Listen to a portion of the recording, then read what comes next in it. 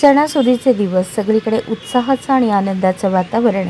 आपल्या माहेरी आलेल्या एका 19 वर्षांच्या विवाहितेनंही असाच आनंदाचा क्षण साजरा करायचं ठरवलं.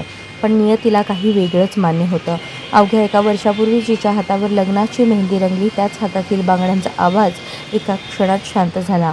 नाचण्याच्या कारणावरून झालेल्या एका क्षुल्लक वादाने एका तरुण विवाहितेचा आणि तिच्या न जन्मलेल्या बाळाचा बळी.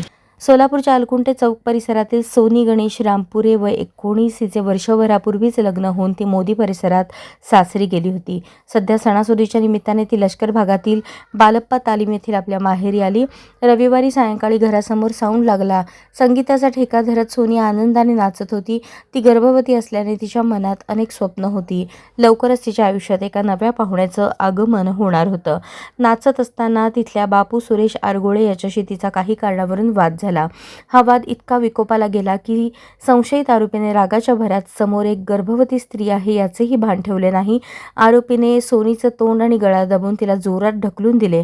त्या धक्क्याने ती जमिनीवर कोसळली. ती पुन्हा कधी उठलीच नाही. सोनी जमिनीवर कोसळताच तिची बहीण लक्ष्मी यांनी तिला तातडीने सोलापुरातील छत्रपती शिवाजी महाराज सर्वोपचार रुग्णालयात दाखल केले. डॉक्टरांनी तपासणी केली, परंतु तोपर्यंत उशीर झाला होता.